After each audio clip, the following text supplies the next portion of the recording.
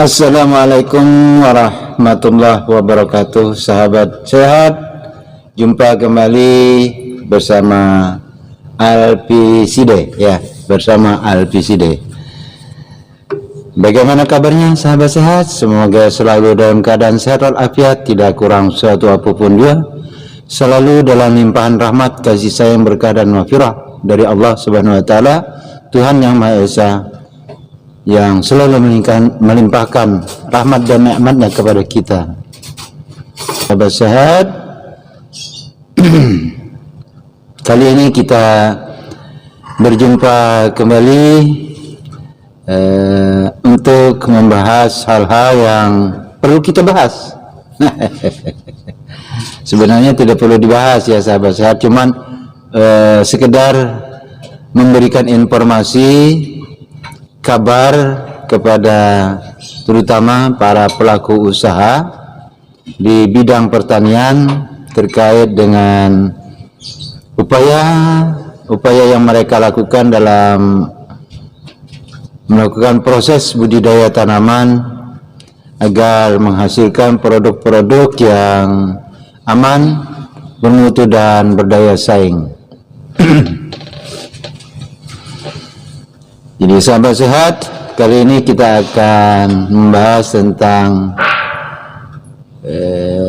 GAP atau Good Agricultural Practices yang diterapkan dan dibuat oleh Indonesia itu sendiri sebagai acuan yang harus ya, yang wajib, yang dianjurkan oleh para pelaku usaha, baik pelaku usaha itu individu, kelompok tani, gabungan kelompok tani, atau asosiasi-asosiasi atau perusahaan-perusahaan yang bergerak di bidang budidaya pertanian. Kita lanjutkan dengan pelestarian lingkungan ya. Apa itu pelestarian lingkungan? Artinya pemanfaatan lingkungan yang baik ya.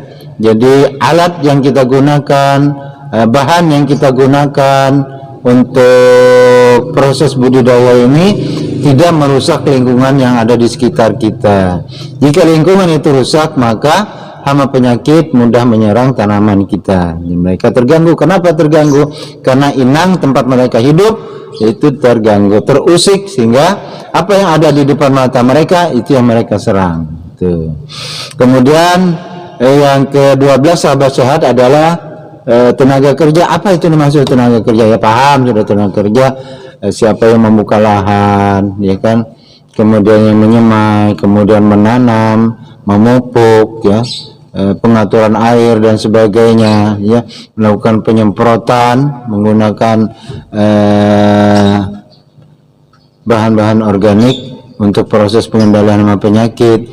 Nah, ini tenaga kerja, dan yang perlu diperhatikan tenaga kerja ini adalah yang sekali lagi saya ingatkan bahwa kecelakaan kerja pada bidang pertanian itu mencapai 80% terjadi pada tenaga kerja ya, karena penggunaan bahan-bahan yang berbahaya. Jika menggunakan bahan-bahan yang organik, insya Allah saya yakin bahwa kecelakaan kerja itu bisa ditekan seminimal mungkin. Kemudian fasilitas harus bersih ya, fasilitas harus bersih. Lahan itu tidak ada tumpukan-tumpukan kemasan-kemasan atau tumpukan-tumpukan yang menyebabkan terjadinya kelembapan di satu tempat, di satu sisi ya. Kemudian fasilitas lainnya seperti alat dan mesin pertanian itu harus bersih, jangan disimpan dalam keadaan kotor. Jika disimpan dalam keadaan kotor, barangkali itu membawa bibit daripada hama dan penyakit. Jika kita gunakan lagi, maka akan melakukan secara tidak langsung kita menyebarkan hama penyakit ya. Kemudian kebersihan lingkungan, kebersihan tempat processing hasil ya, artinya tempat penanganan pasca panen itu harus bersih, higienis dan sebagainya. Kemudian tempat bangunan, apa yang dimaksud dengan tempat bangunan? Ya tadi rumah kemas misalnya, itu sudah sesuai standar HACCP atau tidak, atau GMP ya. Kemudian di tengah di tengah lahan, di tengah kebun tidak boleh dan tidak diperkenankan adanya kamar MCK. Ya, sekali lagi, tidak boleh dan tidak dibenarkan adanya kamar MCK. Bahkan air, misalnya kita menggunakan air yang mengalir, itu tidak boleh ada di atasnya. Kita berada di hulu, ya, kita berada di hulu, di atasnya, di hilirnya, atau di hilirnya, kita berada di hilirnya, ini bangunan di hulunya ada tempat MCK, kemudian ini mengalir ke hulu sampai ke tempat kita ambil airnya untuk disiramkan ke tanaman. Itu sebenarnya harus dihindari. Karena apa, tadi sudah kita bahas di konten-konten yang terdahulu. Silakan dibuka di konten-konten yang terdahulu, ya sahabat sehat. Jadi kemudian yang ke-14 adalah tempat pembuangan.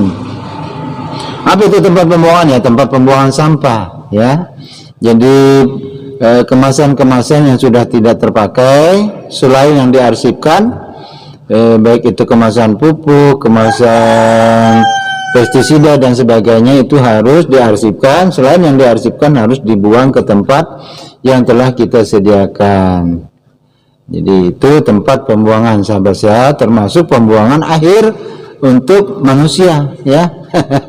Dan yang ke-17 adalah pengawasan, pencatatan dan penelusuran balik. Nah, ini yang diperhatikan adalah pengawasan dalam hal untuk mendapatkan sertifikat. Artinya dengan pengawasan, pencatatan dan penelusuran balik ini, itu nanti akan mendapatkan nomor, di mana nomor itu akan tertera yang menunjukkan provinsi, kabupaten, komoditi yang digunakan, dan di situ juga akan kita tahu siapa yang membudidayakannya itu.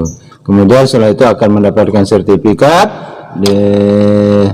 Sudah mendapatkan sertifikat, maka produk tersebut berhak mendapatkan label dalam proses pemasarannya. Demikian sahabat saya, semoga dapat dimengerti dan dapat dipahami.